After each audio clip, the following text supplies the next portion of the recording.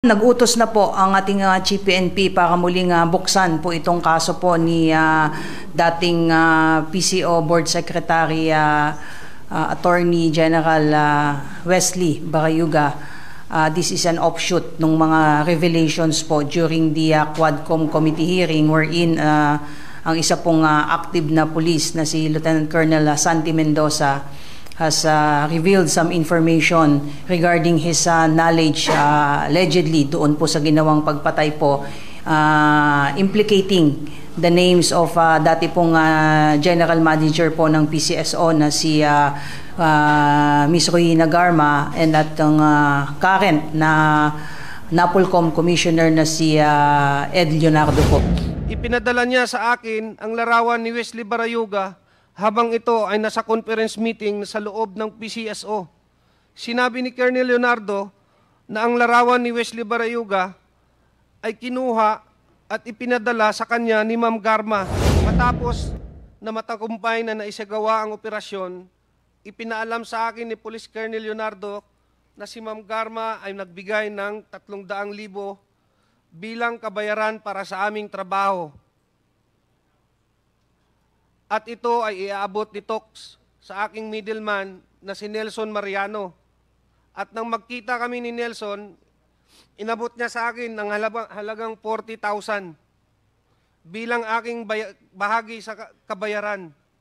Isiginagawa ko ang salaysay na ito upang patunayan ang katotohanan ng mga nabanggit na pangyayari kaugnay sa pagpatay kay Wesley Barayuga. Pangungunahan po ng CIDG, ito pong gagawing investigation. Hindi pa naman po ito naka-close. However, nung nangyari po itong insidente po na ito, ay meron po silang pinursu po na lead. Particularly, ito pong reportedly na sinasabing alleged involvement po nitong si General Barayuga doon nga po sa sinasabing illegal activities. But because of this recent information po ay bubuksan pong muli po ito at nakatakda pong ipatawag po ng CIDG. Ito pong si Mendoza para po magbigay ng salaysay regarding po dito sa kanyang nalalaman po.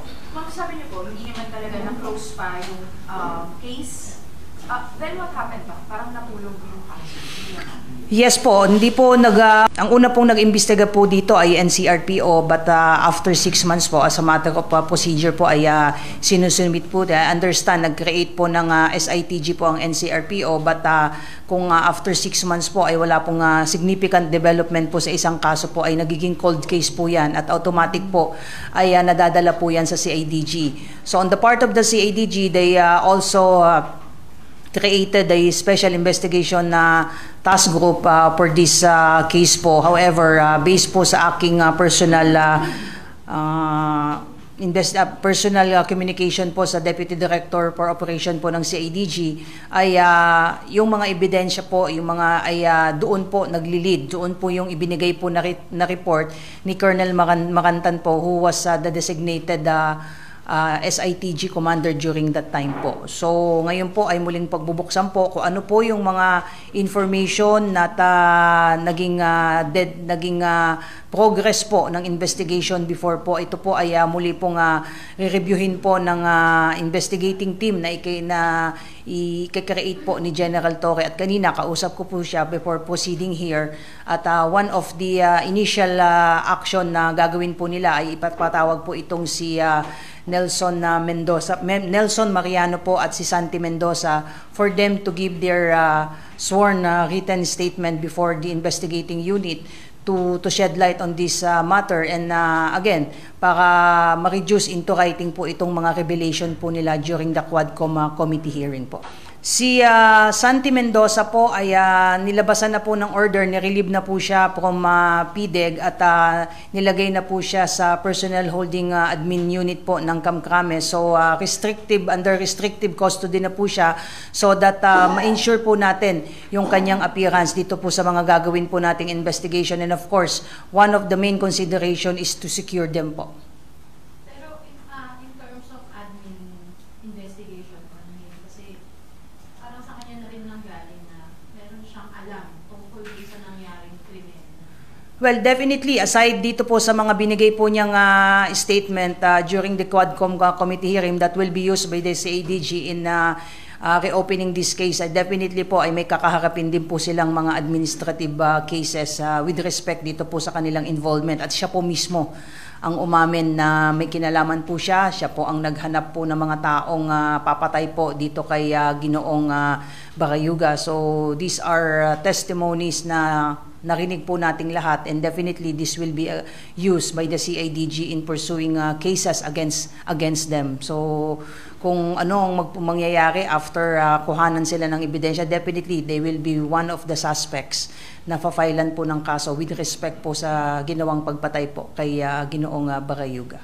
Paano napunta po ang pangalan po ni Ginoong Barayuga dun sa sinasabing nasa listahan po ng di umano ay involved sa mga illegal drugs activities? So titignan natin kung paano ba na-process itong information na ito, saan galing ang information, who provided the information, sino ang nag-validate nitong information that led to his inclusion doon sa sinasabing nasa listahan ng mga drug personalities. So these are all the information that will be validated and investigated po ng CADG to really come up with a clear and transparent and unbiased investigation to. Ang sabi ng PNP kanina po ay nagmeeting po yung mga selected PNP officials to discuss this case, including the director of CIDG, at malinaw po, isa lamang po ang direksyon ng utos ng ating PNP. He wants to get to the bottom of this regardless po kung sino ang tatamaan dito sa investigation, whether active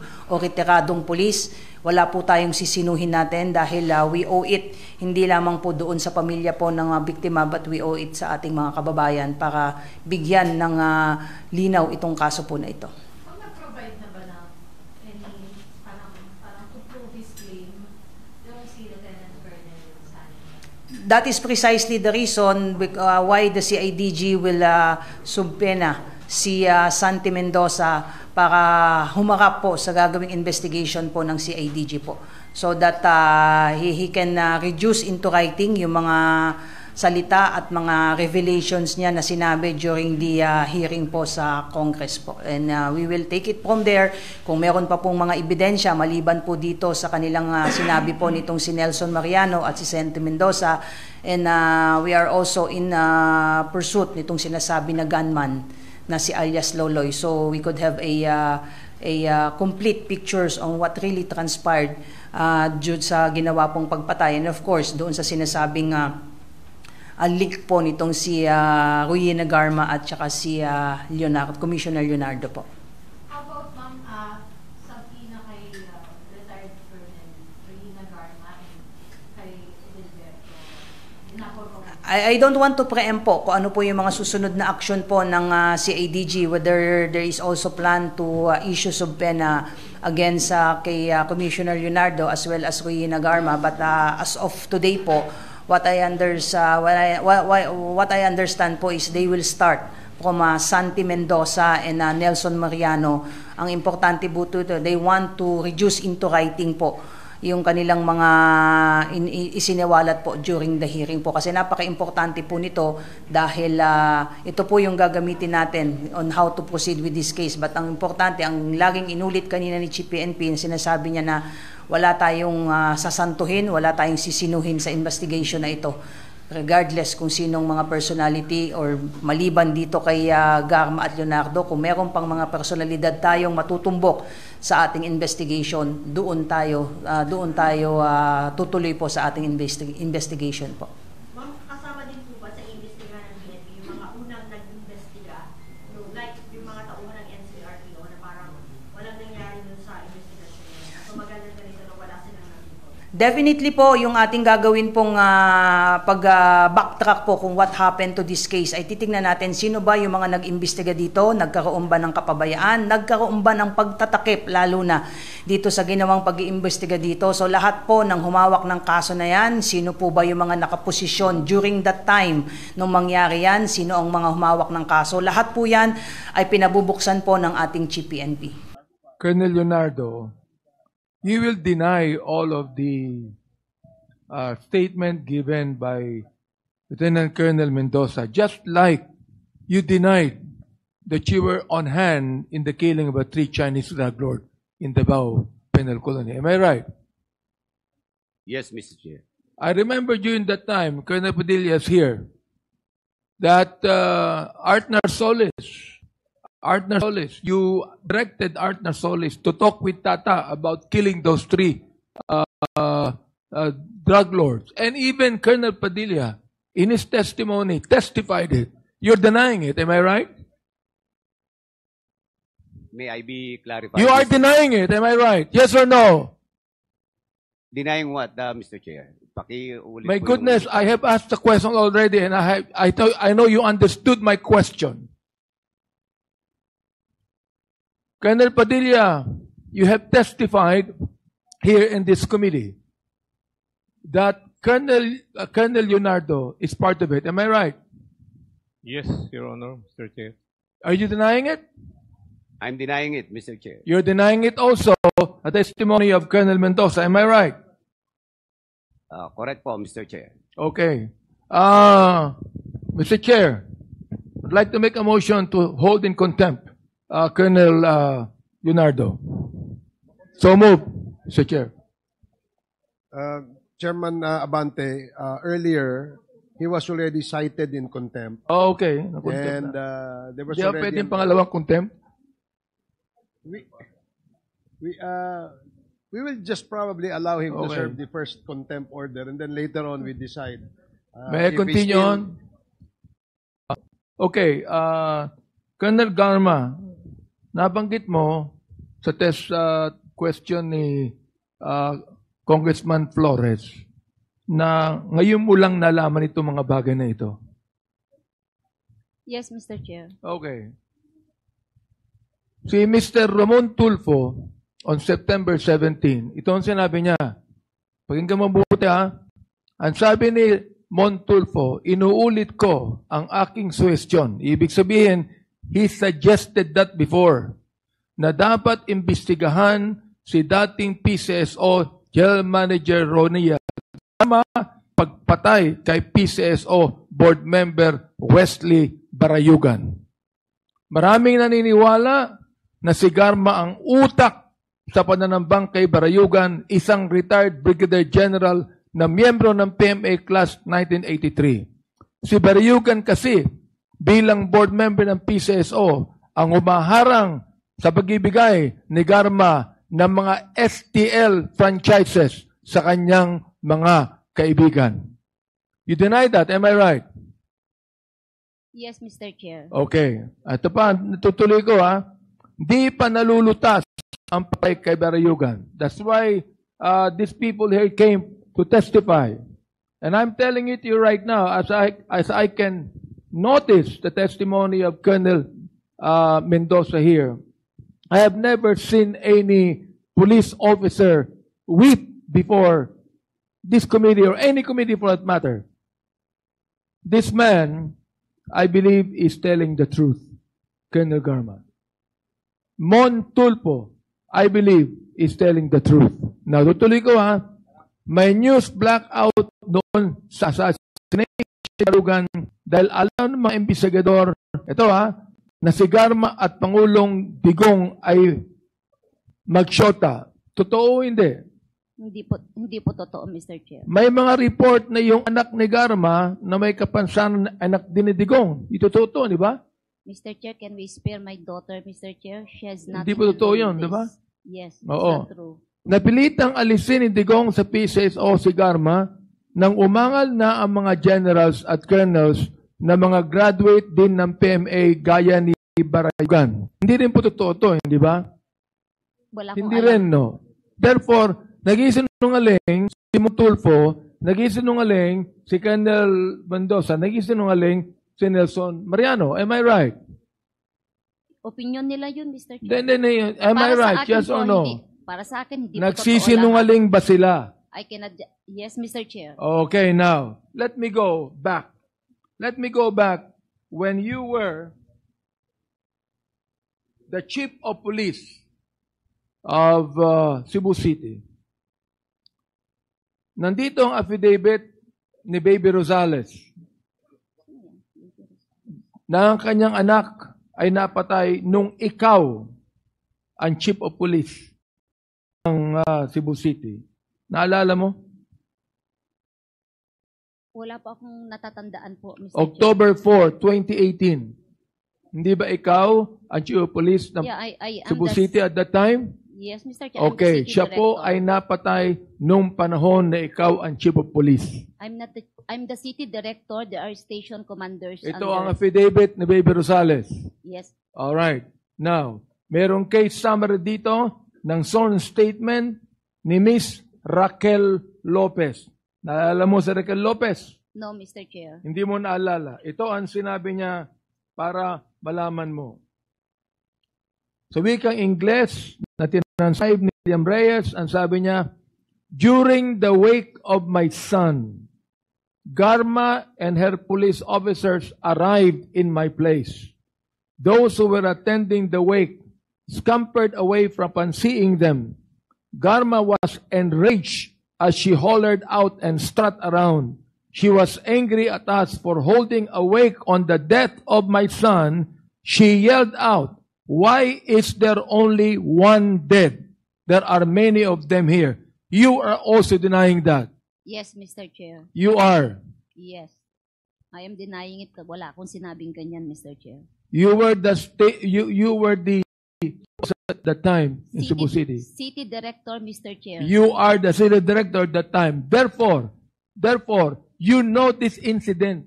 Hindi pwedeng ikaw, city director, na hindi mo alam ang incidenteng ito. My goodness naman, I'm Colonel aware. Garma, you are the director, the city director. I cannot Hindi ka recall- pinapaniwala na hindi mo alam sa mga nangyaring ito. Ito na nagtetestimony, napatay ang kanyang anak. Ikaw, umiiyak ka dito nung kinontem ka namin sapagkat naalala ang anak mo. Ito, napatay yung anak niya. Sumisigaw ka pa, sinasabi mo dito, ha? Okay. Hindi ako nagagalit sa'yo. Dynamic lang ako. Nakuha mo ako? Yes, Mr. Chair. To give emphasis to what I'm trying to say. Ito, nag-mention siya, during the wake of my son, Garma and her police officers arrived in my place. Ikaw pa nagsabi, nagalit ka pa at sinabi mo, why is there only one dead? There are many of them here. Nakalimutan mo ito? Hindi mo maalala? Wala akong sinabing ganyan, Mr. Chair. Well, sworn statement ito Yes, ni Your Miss Honor. Raquel Lopez. Sworn statement. Gusto ko lang sabihin sa iyo, when we cited you in contempt, you are weeping before your lawyer because you remember your own child na maiiwan, a special child. Buhay siya eh. Buhay siya, Colonel Garma. Umiiyak ka na. Buhay siya. Ito patay. Ikaw ang city director. Ito patay. Nagsalita ka pa. Nagsalita ka pa dito. Mo, bakit isa lang ang namatay? Bakit isa lang ang pinatay? Oh, samantalang napakarami nila. And you're telling me now, you're denying that, Mr. Chair?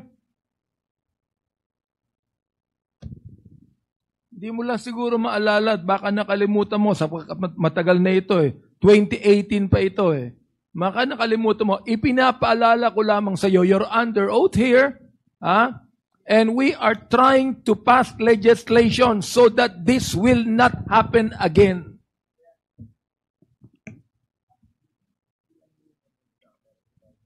Mr. Chair,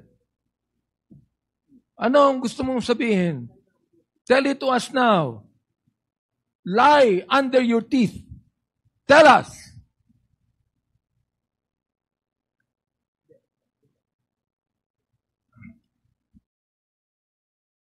Colonel Garma, ako, hindi ko akalain bilang ikaw isang babae, no? Magagawa mo ito. You're denying it right now. You're denying everything right now. Ang dami mo nang dinanay, Colonel Garma. At nakikita po ng taong bayan dito, napakalaki ng problema ng ating kapulisan na katulad ng marami mga eskalawag. Dapat malaman ito ng Director General Marbil na dapat niyang asikasuhin ang ayusin ang nangyayari sa Philippine National Police. This person here, si Lieutenant Colonel Mendoza, tinitingnan mo siya when he was testifying before us, when he was reading his affidavit, nakatingin ka sa kanya, nakasimangot ka sa kanya, galit ka sa kanya. And this guy is weeping before us while he was saying this, while you are angry at him. Nelson Mariano testified, 2 of them against you and against Leonardo. 2 against you, both of you. And you're denying it. Listen, akala niyo ba politics itong ginagawa namin? Kung sinasabi po ni Colonel Mendoza, natatakot siya sa buhay niya. Kami ba, matapang ba kami? Hindi ko kami matapang, pero kinakailangan namin gawin to upang maayos na natin ang problema sa ating bansa.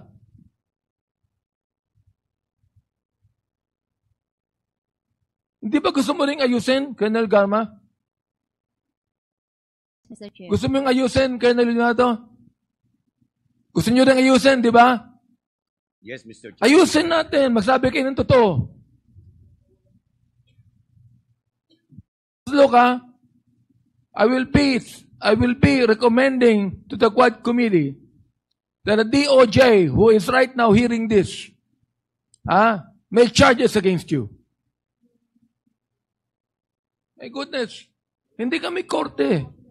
Pero alam nyo, binanggit na namin sa inyo lahat ng legislation na nais naming gawin. Upang sabihin po sa taong bayan na ito po hearing na ito is not trying to prosecute you as criminals.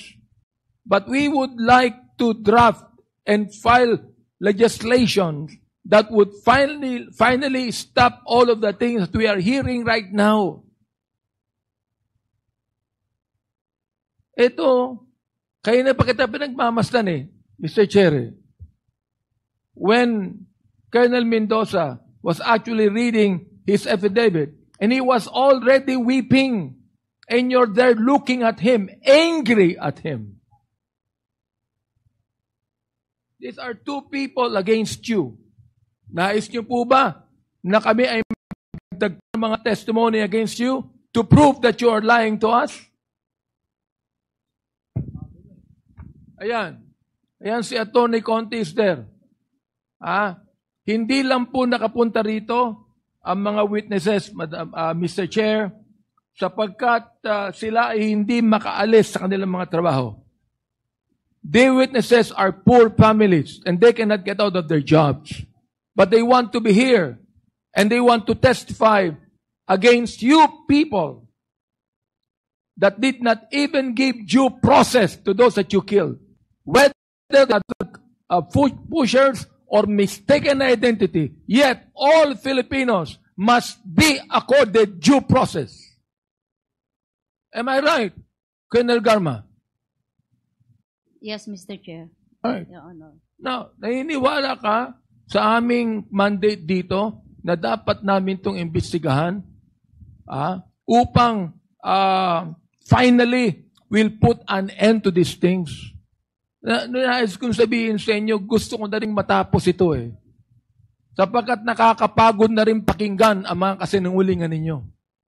Nakakapagod na, Mr. Chair. Pero itutuloy po namin ito. Bakit? Sapagkat ang Kongreso ang gumagawa ng batas. Gumagawa ng batas upang matigil na lahat ng mga bagay na ito. Mr. Chair, yun lamang po ang gusto kong sabihin. Thank you, Congressman Abante. Can you give water to Congressman Abante, please? The next Mr. Chair, preferably cold. Yeah, preferably cold. Preferably cold. To douse the heat in the... The next to interpolate is Congressman Lordan Suhan. Congressman Suhan, if he's not here, the next to interpolate is Congressman Adjong. Bismillahirrahmanirrahim. Assalamualaikum warahmatullahi ta'ala wabarakatuh. Thank you very much, Mr. Chair. I'd like to direct my questions to General Manager Garma. Ma'am, you mentioned earlier as your response to Congressman Pimentel that there was a mass procurement of pickups, no? Kung saan isa sa mga pickup doon namatay si General Barayuga. Tama po ba yun? Yan ang pagkakaalam ko sa no time na yun, Mr. Chair, na may mga nabili at for issue. Okay. So, tanong ko lang po as a General Manager, would you have an access to the type of vehicles and plate numbers of all those all those units that have already been procured? May access po kayo dito sa information? Lahat po ng information sa PCSO, I can have an access because Okay. I'm the GM, Mr. Chair. So, ito pong trabaho na to, when you assign the units or the vehicles to each individual member, board members, and including the board secretary, hindi naman po ito kailangan ng en-bank resolution, no? Or any resolution from your side, no? Administrative po ito, tama po ba? Yes, Mr. Chair. Okay. Your So Honor. pag na-assign po ba itong mga vehicles na ito, would you, of course, being a manager and this is administrative, of course it requires your signature and your approval, hindi ho ba? Yes. Okay. Yes, Your Honor. So ibig sabihin po, Mr. Chair, yung sasakyan na na-assign kay Attorney Barayuga ay na-approve niyo po, no? In-approve niyo yung pag-distribute itong sasakyan at pag-assign doon Yes sa mga po, as recommended by the logistics officer. Yes as po. recommended by no? Okay.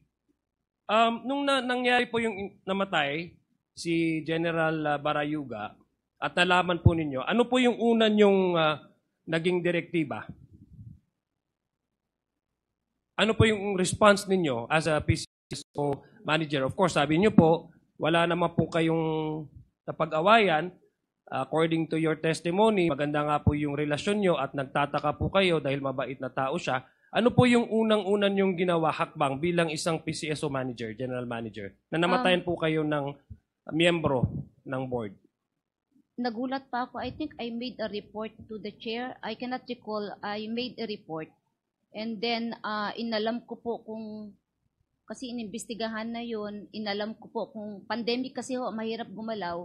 Inalam ko na lang po, after na nagkaroon ng crime scene investigation, inalam ko po kung saan po siya dinala. Si Board Secretary Barayuga. Inalam ko po, because during that time, pandemic yun, ako lang po ata I was in the office kasi noon nalaman ko, so inalam ko kung saan siya para ma-facilitate po yung ano po. Okay. Gusto ko lang pong tanungin si Colonel Sante Mendoza. Sa salaysay niyo po, nasabi niyo, tinawagan po kayo ni Colonel Leonardo, hindi ho ba? Opo.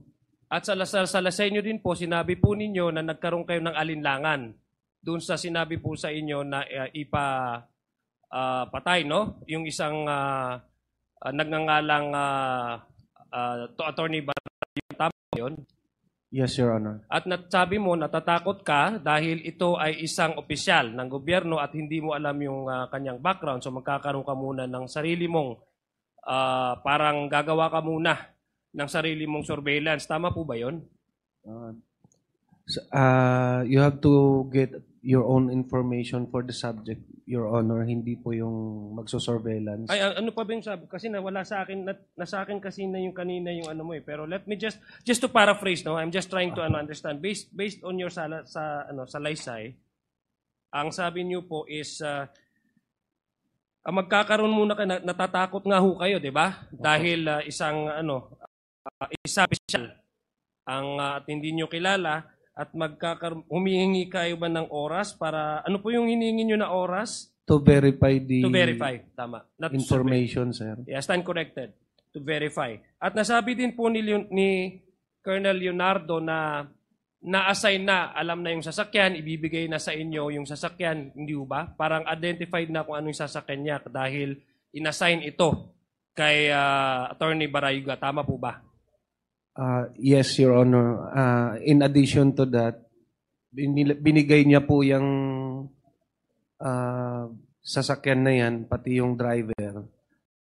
Time of the yung umaga po nung noong July 30, 2020 po. At sinabi po din ni Colonel, according to your salaysay, sinabi ni Colonel Leonardo sa'yo na yung sasakyan identified na anong sasakyan ni Attorney Barayuga. Ito'y isang pick-up na puti with plate number, etc. etc. Tama po ba?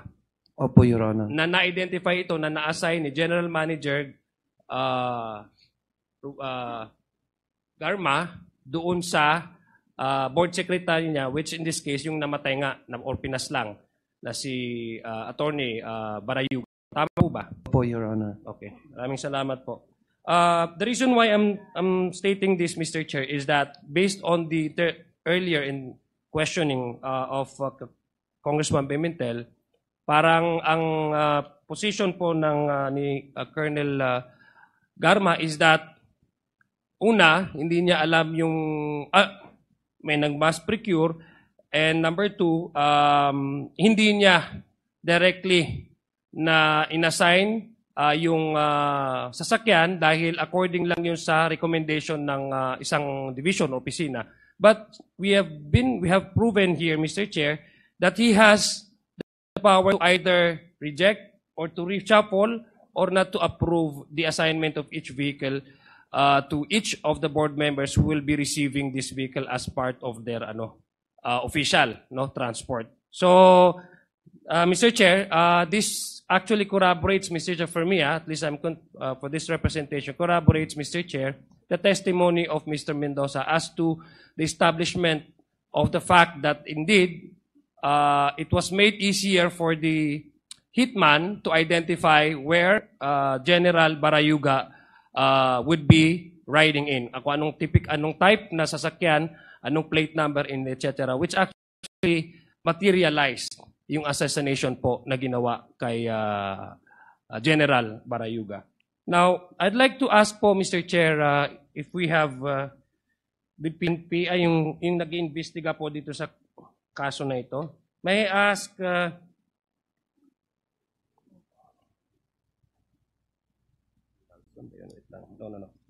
I'd like to ask, Mr. Chair, Colonel Hansel Marantan. Nandito po ba siya? Wala ba siya dito? Sino po yung in charge doon sa sa investigation?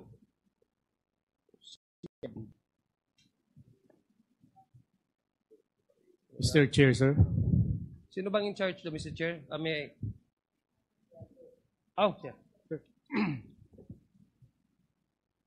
Sir, for information, sir, Colonel Marantan was then the chief of NCRFU, he was then the head of the SITG of CIDG in the Barayuga case. Okay. Gusto ko lang pong malaman, based doon sa, kasi dito po sa nasubmit po sa COMSEC namin na investigation, ang sinabi po dito ay the facts of the case, no? Sinabi dito is this pertains to the continuation of the investigation being conducted. So, tama ho ba ang pagkaintindi ko na wala pa pong resolution nitong kaso na ito? Yes, sir. This case was never terminated and we are still waiting for new evidence to surface, sir. Oo. So, ayon po sa rekomendasyon ninyo, no? Ang sinasabi niyo po ay the recommendations is that it should continue on to conduct an in-depth investigation on the alleged na sinabing involvement of the late Attorney Wesley Barayuga doon po sa sinasabi ninyong previous na assignment na when he was a chief of police. Am I correct? Yes, Mr. Chair, sir. That was the recommendation before of the head of SITG, So, my Police question, Colonel Marantan. My question, Mr. Chair, is what made PNP conclude that the murder of Attorney Barayuga was related to his former assignment? I was then Mr. Chair, sir, I was then the Chief of Staff of CIDG and I have heard some what have been stated during the case conferences that No, my question is very simple po, no? What made you conclude that this investigation that you recommend has something to do with his previous assignment? Bakit yun lang yung angling nyo, Mr. Chair? At Mr. hindi nyo tiningnan yung mga possible other motives. That was one of the recommended actions. Why? Possible motive, sir. Because the investigators was then looking into the angle that Brigadier General Wesley Barayuga was involved in illegal drugs. Yeah, but again, based on the evidences that we have gathered, there was no cases filed against him. Was there any case filed administratively or otherwise before the assassination took place? No case filed, sir. But there was another recommendation, sir, that to look into the result of the filing of cases of the NBI against PCSO officials. Maybe it has something to do with the STL as earlier mentioned. No? Yes, sir. That was one but hindi nyo po, Mr. Chair, but hindi ko tinignan ng PNP yun as one of the motive or angle for the assassination of General Barayuga, because that's the only recommendation you have here according to your fact-finding. And yet you're saying maybe it has something to do with his previous assignment, when in fact you admitted that there's no case filed against General Barayuga when he was then the City Police Director of Iloilo, that may have something to do with selling of illegal drugs. Then why suddenly you jump on that conclusion and maybe, zeroing in that kind of angle? Bakit po? Mr. Chair, sir, in the investigation report that was submitted by Colonel Marantan, sa paragraph 15, he mentioned that they're asking the minutes regarding the 3 PCSO board meetings attended by Attorney Barayuga. Yung sinabi niyo pong meron po kayong continuing investigation, would you still be open to other possibility of investigating the possible motive? Or do you still stick to this motive, investigating this previous allegation, yung previous assignment niya? Dahil wala kayong, I don't think there will be any basis in reference for you to continue on investigating his previous assignment, kasi you yourself would nag-admit na wala nga talaga kayong walang ang kaso na na-file against him. Would you still open to any further investigation, like probably looking at the possible involvement STL suspension? Yes, Mr. Chair. I think that is another angle that has to be pursued. Okay, thank you. I'd like to go back to Colonel Garma. Mr. Chair. Colonel Garma, you said... Mr. Chair. Mr. Chair, with the indulgence of the Honorable Adjong. Yes, of course. May I ask ikaw bang SITG head? No, sir. I represent, sir, the Director CIDG, Police Brigadier General Nicolas Torres. Ang sinabi po ninyo, kasagutan nyo kay Honorable Adjong, ang number one theory ninyo kung bakit pinatay si Wesley Barayuga is he is connected with illegal drugs. Would that be correct? Narinig ko ba yun ng tama? Yes, Mr. Chair, sir. That was one of the recommendations, sir, of Colonel Marantan. But sir. What is the basis of that recommendation? In the initial investigation that was conducted, sir, we found out that the victim, General Barayuga, was listed in the watch list of illegal drugs. Sige, magdidebate tayo mamaya. But that was just an angle, sir. Magdidebate tayo mamaya. Sinisiguro ko lang na yun ang statement mo. Kasi the PDEA is here. And I think he will refute your statement. Thank you, Your Honor. Mr. Chairman, just...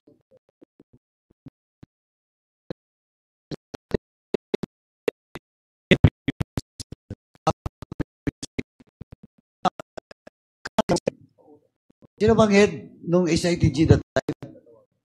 Police Colonel Hansel Marantan, sir. Oh, hindi mo alam, Colonel Grijaldo? Tinanong kita kanina. Yes, sir. The case is handled. I ordered... Hindi, tanong ko lang sinong head. Di ba hindi mo sinagot? Yes, I answered, Mr. Chair. Si Colonel Colonel Wilson Lopez. Oh, ba't si Colonel Marantan daw? Who is telling the truth? Sir, Yes, Colonel David Puklay. Sir, the SITG of CIDG was created after, I think, the Eastern Police District passed the case to the CIDG, sir. And Okay, that's why so- we created another SITG, sir, purposely to continue the investigation. Okay, now it's clear. 6 months after, nung inilipat na yung investigation sa CIDG. Tama? We activated the SITG last September 13, 2022. 2022. Yes, sir. Oh, but sabi kanina ni Colonel Grialdo, 6 months after. And that incident happened 2020. Paki-check nyo nga yung records nyo. Anyway, Mr. Chairman, paki-clear lang po yung mga records nyo kasi may itatanong din si Chairman ako at saka ako tungkol dun sa SITG. Thank you, Mr. Chairman. Okay, please proceed. Thank you. You have 1 minute, Congressman Adjong. Thank you. I'll just wrap up na lang po, Mr. Chair. No? Kasi what is strange to me, Mr. Chair, is that in the crime scene, when it was investigated, the Honda car that was, yung nasa Honda po sa harap, it was identified. The motorcycles were identified. The driver was identified. May mga CCTV tayo na nakuha, and all those bystanders who saw the incident were identified. Pero ang hindi na-identify, Mr. Chair, and it has been going on for 4 years, is the possible motive, for example, and why up to now it has been remained unresolved for 4 years now. So, which actually leads me to probably my assumption, Mr. Chair, that the drug war at that time was made as a reference, as an excuse, probably for any individual who may be holding possible high office, to use that as a pretense to probably to get back on somebody na with personal vendetta, na meron silang personal vendetta. That's actually the thing that I have in mind, Mr. Chair. That's why I'd like to ask, Mr. Chair, Attorney Conti, no? Attorney Conti, dahil itong mga operation sa drug war na to, Attorney, you've heard about the salaysay, no? The affidavits of our witnesses here, Colonel Mendoza and Mr. Mariano, no? Would you think that their testimonies have some semblance, no, or may corroborate the findings of your own investigation insofar as the EJK is concerned, no, based on your based on the findings that you did during those times? Would you say that based on their testimonies, it may have similarity? That to me might say na may system talaga, may pattern talaga na itong drug war nung nakaraang administrasyon ay nagagamit ito para rampant yung pagpatay, hindi lang dun sa mga small scale, small time na mga pushers on the street, but even this is also being used as a way to advance personal vendetta and then take down those personalities na ayaw nila or ayaw nilang makita or ayaw gumalaw o ayaw maipangbestiga na certain activity na makakasira sa kanila. Your Honors, if I may allow, if Ms. Attorney Conti may be allowed to respond to that question. Yes, Your Honor. Specifically as to the circumstance of riding in tandem killing. So ito po yung katulad ng nakita po natin. It jives with the observations and statements of our witnesses who have been victimized by this kind of modus operandi, that one, the perpetrator rarely is identified, and even years after. So kahit po maraming witnesses na nakakita, walang makaka-identify, walang makaka-describe sa pumatay mismo. Second, therefore you would have no case moving forward. Second, that the cases would likely be archived sent to cold cases ang tawag po nila at hindi na po mababalikan.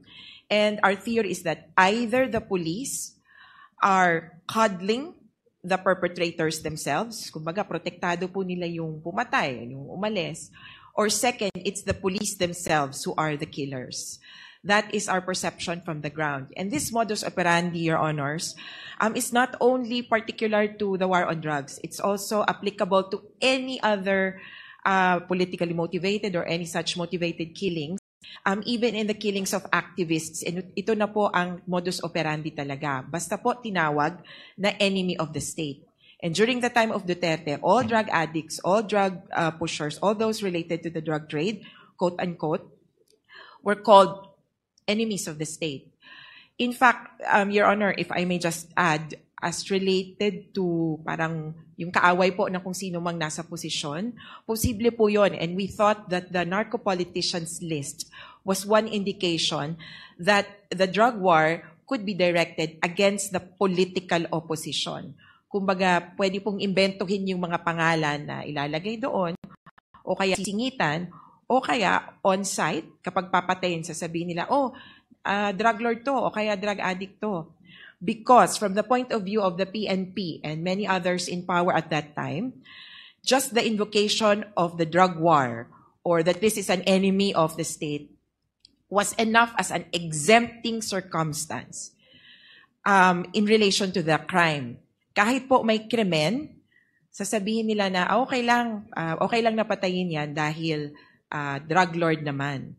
When in fact, it should not have been. Yung self-defense, even yung lawful performance of duty na sinasabi po ng police, only justifying circumstances. Meaning, dapat pong kasuhan, ito pong pumatay or nakapatay, at sa korte po patutunayan yung kaso. Kaya malaking issue din po ito, hindi lamang sa implementation ng polisiya, sa usapin ng mga kapulisan, kundi usapin din po ito para sa ating legal and justice system. Thank you very much for that manifestation. For last lang po na manifestation, very quick po. I think, Mr. Chair, that this is a pattern, no? Nangyayari po. That the drug war in the previous administration was used to link personalities who may not, mga hindi kasama, yung mga hindi kakampi, like what happened to former mayor of Iloilo City, Mabilog.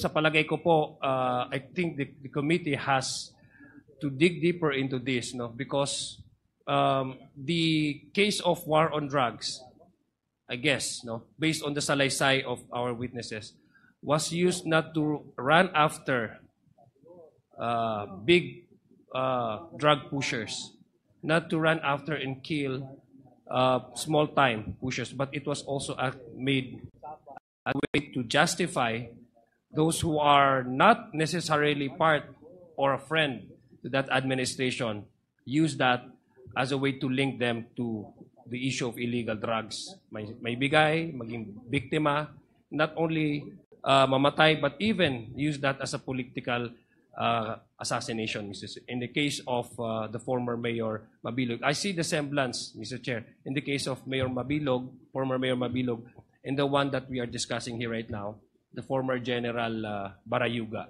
na disguise of the war on drugs, sila po yung naging biktima dito. Namatay yung isa namatay naman ng kanyang karakter. So, thank you very much for that opportunity, Mr. Chair.